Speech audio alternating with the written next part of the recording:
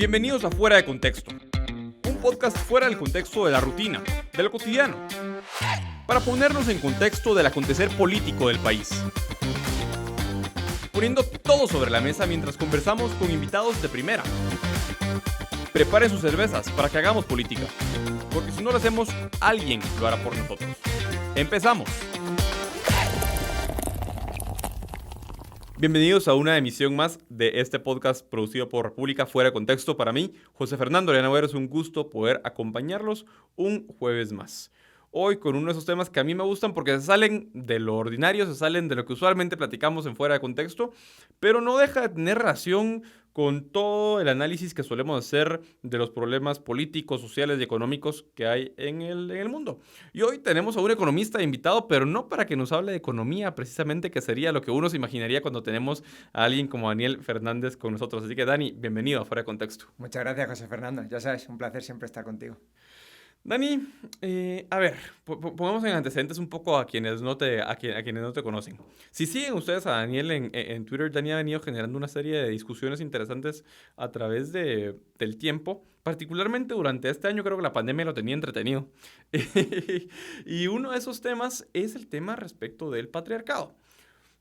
Yo no sé desde cuándo, pero por lo menos desde que tengo conciencia política, el tema de la opresión patriarcal ha sido un tema que se repite constantemente en el discurso, particularmente discursos de izquierdas, discursos de socialistas. Entonces siempre es de que el sistema patriarcal oprime a las mujeres, el sistema patriarcal oprime a minorías, que el sistema patriarcal específicamente, y eso es lo simpático, de la civilización occidental, es el que no permite que las mujeres tengan igualdad de derechos. Y llegamos a cosas tan burdas como marchas de feministas radicales, en los cuales destruyen cualquier cosa que se les pone enfrente, justifican la destrucción diciendo que, pues, porque mataron a un grupo 100, y no estoy menospreciando la vida de esas mujeres, pero mataron a 100, 200, a 1000 mujeres, entonces es justificado el ir a manifestar en contra del patriarcado. Cuando hablamos de patriarcado, Dani, ¿de qué estamos hablando? Pues esa es la pregunta del millón. Hay muchas definiciones de patriarcado y podemos establecer desde la que pone la RAE hasta la que ponen las feministas pues más radicales. Entonces, como patriarcado simplemente se entiende como una especie de sistema. Sistema, en concreto, sobre todo las feministas radicales entienden esto como un sistema de opresión. Un sistema de opresión, evidentemente, es una opresión sistemática, no es aleatoria, es una opresión que se da por el simple hecho de ser mujeres. Esto lo encontramos mucho, ¿no?, en los textos feministas, incluso en las redes sociales los feministas, ¿no? Simple hecho de ser mujer hace que el sistema te esté oprimiendo. ¿Y quién oprime? Los hombres. Y además es un sistema que es deliberado, es decir, los hombres lo diseñan para mantener subyugadas a las mujeres. Estos son pues definiciones, como digo, que hacen las propias feministas radicales. Y luego tenemos algunas otras definiciones, quizá un poco más suaves que esto, que es simplemente una definición de, bueno, vamos a ver cuáles son los puestos políticos importantes y si los ocupan más hombres, los ocupan más mujeres. Como usualmente en todas las sociedades del mundo los han ocupado más hombres, definimos una sociedad patriarcal como aquella en la que los puestos de poder político los tienden a ocupar más las personas con género masculino. Entonces, uno puede estar más o menos de acuerdo con esta última afirmación.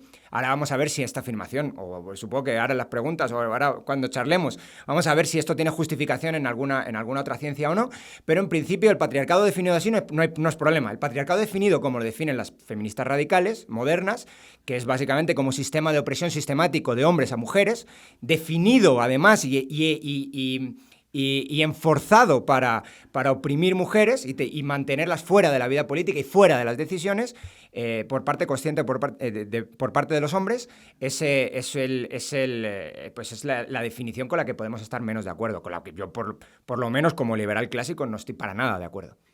A ver, vayámonos, regresemos un poquito en el tiempo. Tuviste tú un debate en la universidad que tú organizaste con Alejandra Colom respecto del tema. Ella, pues, de cierta forma, teniendo una postura, pues, bastante amplia, pero afirmando que el patriarcado es un factor importante en la sociedad, en el siglo XXI y en la sociedad occidental.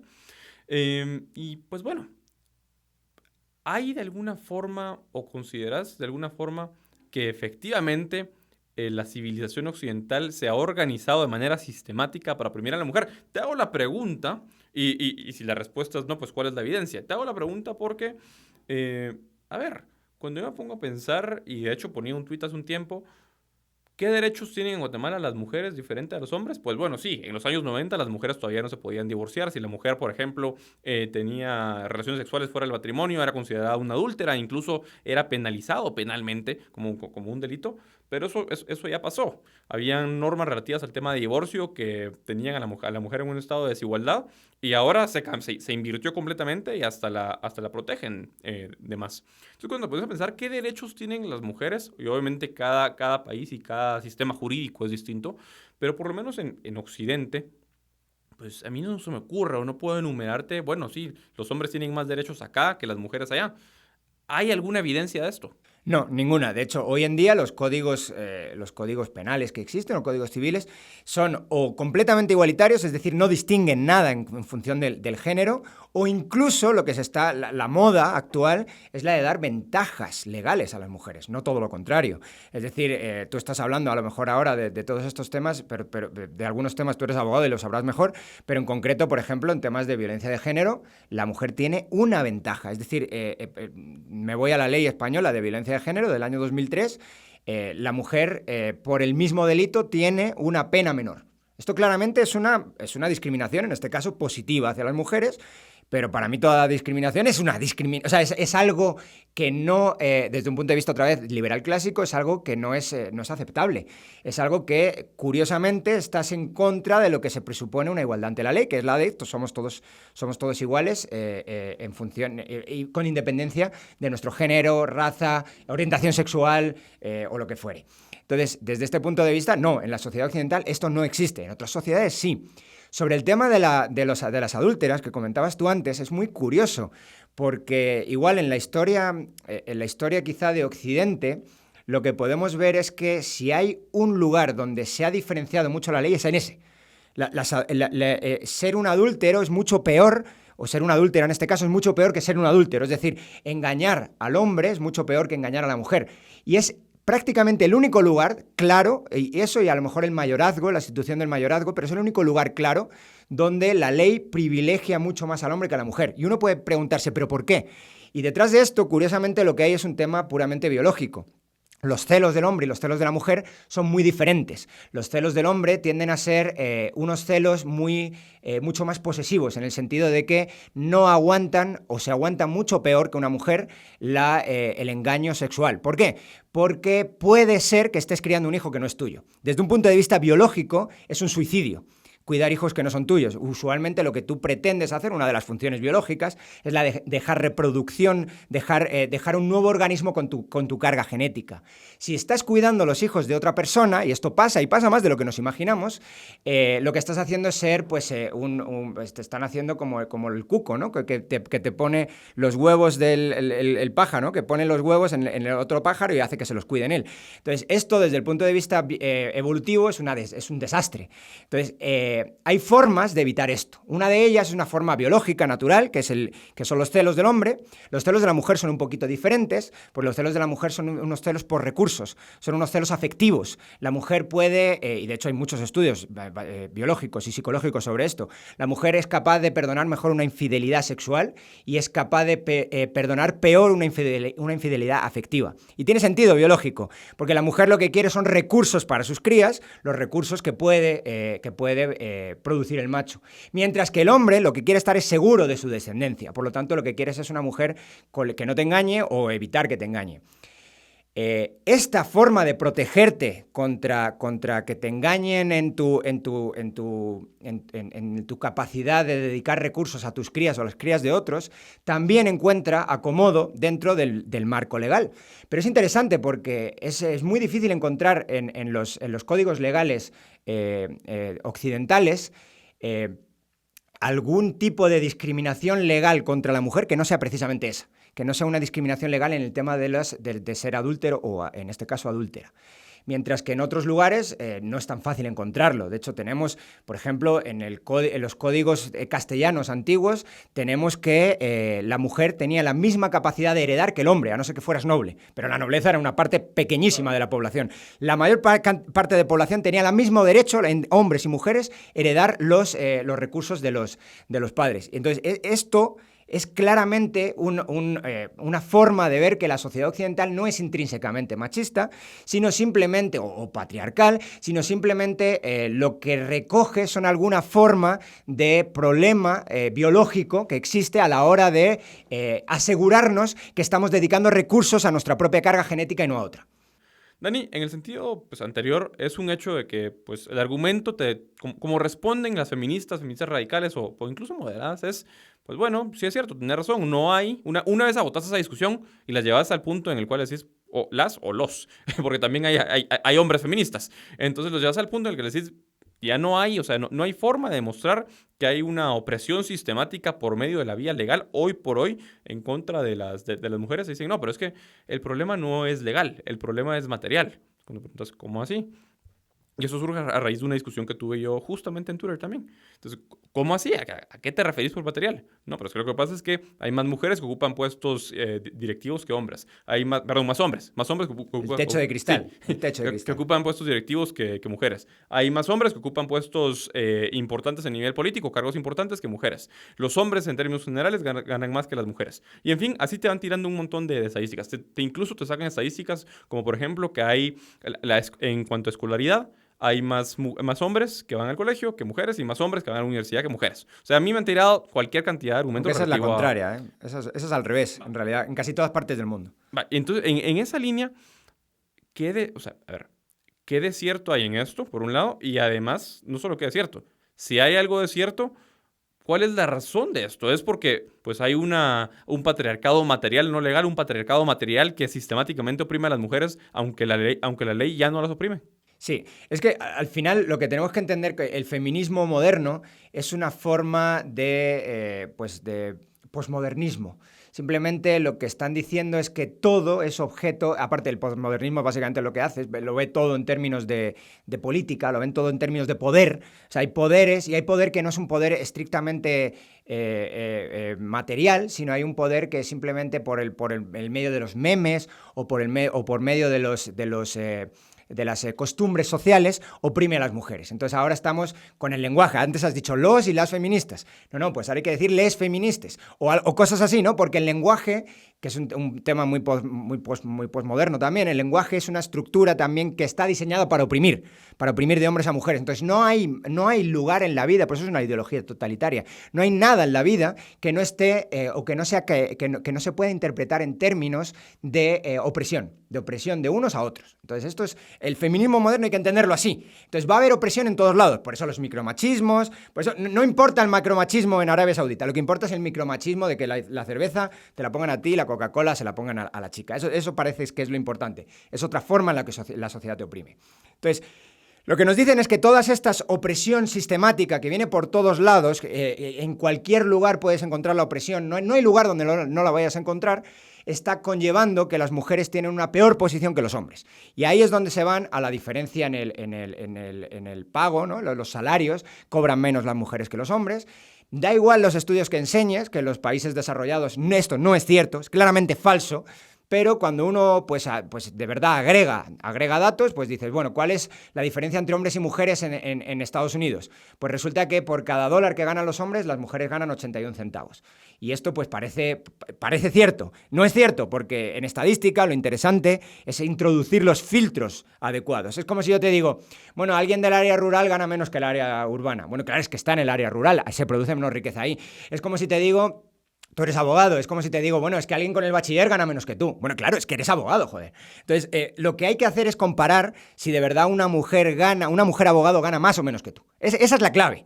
Y además con la misma experiencia que tú. ¿Qué pasa si agarro a uno de los socios del bufete en el que tú trabajes? Pues en ese caso, pues probablemente gane ella más que tú. Entonces hay una comparación injusta. Entonces hay que volver a comparar el número de años de experiencia, hay que volver a comparar el número de años de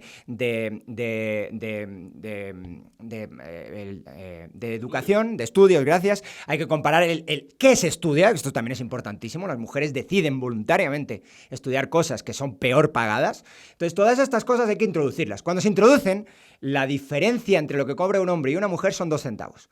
$1 hombres, 2 centavos mujeres. Que esto es básicamente, 98 centavos mujeres.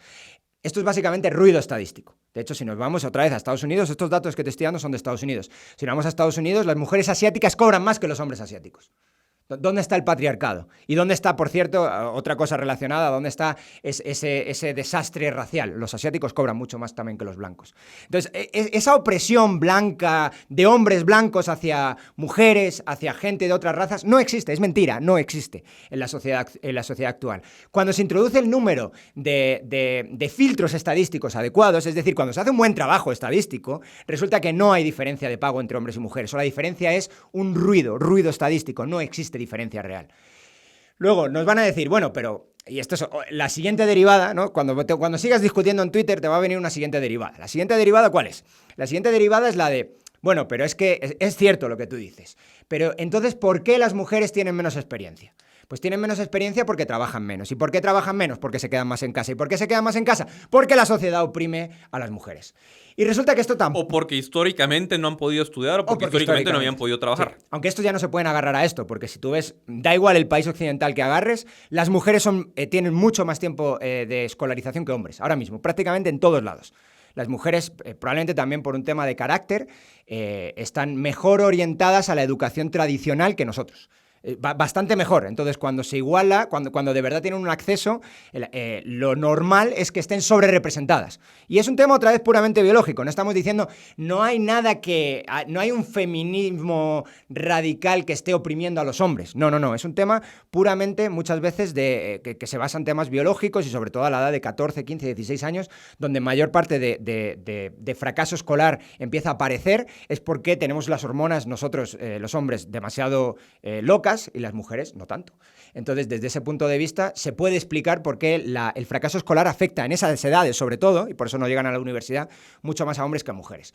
Bueno, en cualquier caso, ¿oprime o no oprime la sociedad metiendo a las mujeres en casa y haciendo la cuidado de los niños? ¿O las oprime por ser mujeres? Lo primero que tenemos que ver otra vez es introducir el filtro estadístico adecuado.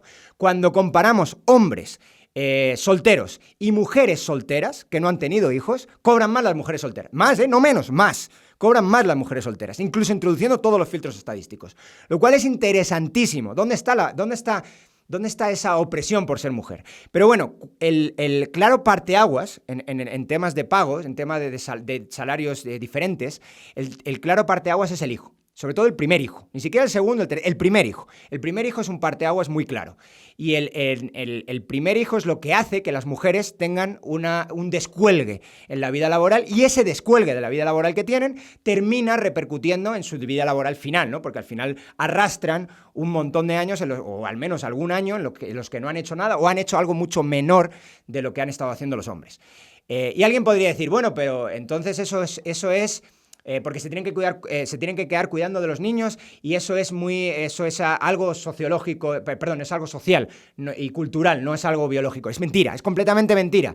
Y el que diga lo contrario es que no ha tenido una embarazada a su lado en su vida. Es mentira, es completamente falso. O sea, la prioridad de la mujer cambia muchísimo en el momento que tienen hijos. Y aparte, tiene todo el sentido del mundo. Otra vez es un tema biológico. La cantidad de hijos potencial que podemos tener tú o yo es, no voy a decir infinita, pero cuasi infinita. A grandes rasgos, a efectos prácticos, podemos tener cientos de hijos. Las mujeres no pueden tener cientos de hijos. En el mejor de los casos, pueden tener uno cada año y medio, algo así, y con ciertos límites. Y además, a partir de los 40 años ya difícilmente, a partir de 50 imposible. Entonces, ¿qué quiere decir esto? Pues que las mujeres son un recurso muy escaso en la reproducción. Y potencialmente, incluso si nosotros no nos reproducimos, pero potencialmente podemos hacerlo. ¿Eso qué quiere decir? Pues que nuestro interés o nuestra capacidad de hacer una inversión parental es menor que la suya. En biología hay dos grandes estrategias reproductivas, la estrategia K y la estrategia R. Una estrategia es una estrategia de inversión parental muy fuerte, que es la que tienen los seres humanos en general. Y otra estrategia la que tienen, pues no sé, los insectos. Los insectos que hacen, pues en vez de tener una inversión parental fuerte, tienen ahí todos los hijos que puedan y alguno sobrevivirá. Son dos estrategias reproductivas muy diferentes. Los seres humanos tenemos una estrategia reproductiva de inversión parental fuerte, pero tenemos una estrategia ligeramente diferente en hombres y mujeres. La estrategia reproductiva óptima, si se quiere ver así, de un hombre es ser Gengis Khan. ¿Yo por qué digo Gengis Khan? Bueno, pues porque hay estudios, otra vez, genéticos que demuestran que aproximadamente el 0,5% de la población mundial hoy en día es descendiente directa de Gengis Khan, lo cual es interesantísimo. 38 millones de personas. O sea, fíjate si le fue bien reproductivamente a Gengis Khan. Ninguna mujer puede decir esto. Es imposible. No hay ninguna mujer que en los tiempos de Gengis Khan tuviera hijos y hoy en día sea capaz de haber generado 38 millones de personas. Esto, al final, ¿qué conlleva? Lo que conlleva es que la inversión parental de mujeres natural, biológica, es mayor que la nuestra. Y por lo tanto, sus decisiones están mucho más influidas por este aspecto biológico que en nuestro caso, las decisiones de quedarse en casa tienden a ser mucho más decisiones propias, decisiones libres. Nadie te está obligando a quedarte en casa, pero es natural, es biológico que te quieras quedar más en casa, no siempre, no en todo caso, pero que te quieras quedar de media más que los hombres. Esto es lo que explica principalmente la diferencia de pagos, no una sociedad que te esté constantemente machacando sobre lo bueno que es ser madre y lo malo que es ir al trabajo. Esto no es cierto. Dani, en ese sentido, pues seguimos jugando al abogado del diablo. Hay otro argumento. O sea, botas el argumento de la desigualdad material que te mencionan, pero siempre queda uno, y es uno que suena incluso razonable. Dicen, bueno, en países como Guatemala es un hecho, y yo lo he visto con mis propios ojos, si vas al interior del país, culturalmente hay situaciones en las cuales el hombre sale a trabajar y la mujer no sale a trabajar, pero por miedo a que si sale a trabajar, su esposo, cuando regresa el esposo a la casa, le pega. Y se tiene que quedar, porque es una especie como medio de esclava, cuidando a los hijos. Lo cual pasa y se replica en algunas culturas. O sea, así como pasa acá, pasa en Medio Oriente, pasa en África, e incluso dentro de determinados grupos religiosos. De diferentes religiones, pero dentro de determinados grupos religiosos sectarios, pues suelen darse ese tipo de situaciones. Esto es parámetro para poder decir, bueno, es necesario que haya algún tipo de legislación, algún tipo de norma para intentar evitar que ese tipo de, si no patriarcado, de machismos o micromachismos o como se les quiera llamar, se produzcan en las sociedades que no son patriarcales, pero sí tienen como resabios o ciertas, resabios de patriarcado en algunas partes de ella. Pues estoy de acuerdo contigo. De hecho, a mí Guatemala no me parece el país socialmente más igualitario que exista, ni muchísimo menos, entre hombres y mujeres, pero estoy muy en contra de hacer legislación para arreglar esto. De hecho, si quieres ver en qué países está mejor el mundo, los países cuanto más libre mercado son, cuanto más instituciones de la libertad individual cultivan, mejor es el índice de igualdad entre hombres y mujeres. Entonces, si lo que quieres hacer es de la mejor manera posible igualar el trato, no nunca los resultados, el trato que se le da a hombres y mujeres, tanto en las leyes como socialmente, es tener una sociedad lo más libre posible. Lo más libre como el liberalismo clásico propugna y como el liberalismo económico también defiende.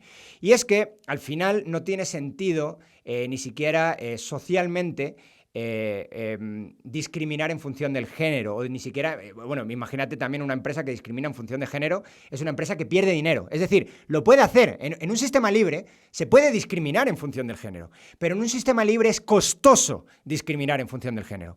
Es decir, si yo no quiero contratar a una mujer por ser mujer, otro la va a contratar y su empresa va a ir mucho mejor que yo, si es que es una mujer muy eficiente y muy productiva, le va a ir mucho mejor que a mi empresa y me va a hundir. Entonces, lo mejor es una sociedad lo más libre posible. Una sociedad que permita la libertad individual, que permita la libre asociación de personas, y en esa libre asociación de personas rápidamente lo que va a triunfar, porque es mucho más coordinador y es mucho más generador de riqueza, y usualmente cuando generas riqueza el resto de personas te quieren copiar, son las instituciones del libre mercado. Y son no solamente del libre mercado y del liberalismo clásico. Entonces, desde ese punto de vista, no, claro que no. Si lo que quieres hacer es una legislación que libere a la mujer, te una legislación que libere a la persona. Y en el momento que libera a la persona, automáticamente los ideales del liberalismo clásico se extienden, y cuando se extienden los ideales del liberalismo clásico, se extiende una sociedad opulenta, y la sociedad opulenta es muy caro y muy costoso discriminar en función del género. Dani, justo nos quedamos sin tiempo, pero creo que yo me quedo con algo. No existe no existe una opresión sistemática en Occidente, como lo conocemos hoy, en contra de las mujeres. Existen desigualdades materiales, sí, en algunos lugares, pero al final de cuentas siempre regresamos a lo mismo. Es interesante que casi que en cada podcast regresamos a la idea original, y es que entre más libre es un país, entre pues más se respeta la igualdad ante la ley, entre menos intervención hay por parte de los gobiernos para mejorar a uno u otro lado, pues la situación termina siendo mejor. Pero tenemos que pasar a las preguntas fuera de contexto.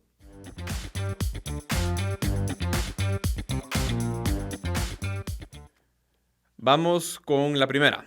Presupuesto 2021.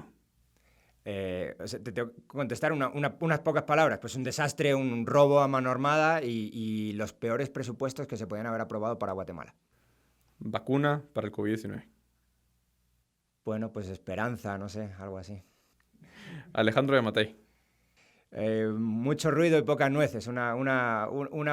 Otra gran promesa perdida en el Ejecutivo de Guatemala. El gobierno de España. Pues comunismo, socialismo, no sé, o sea, tristeza, evidentemente, porque es mi país. O sea, no sé. La verdad que no tengo palabras y ojalá se caiga mañana mismo. Deuda pública. Pues esclavitud a las generaciones futuras. Remesas. Vía de escape de una economía que no funciona. El aún incierto resultado de las elecciones electorales de Estados Unidos. Pues no sé qué decir ahí. Ahí sí que no sé qué decir. Hay mucha información y no soy capaz de, y no sé lo suficientemente, no sé suficiente sobre temas electorales ni nada para emitir un juicio de valor. La verdad que no tengo ni idea. Dani, muchísimas gracias por acompañarnos en Fuera de Contexto. Gracias a ti. Nos vemos la próxima semana en el mismo lugar.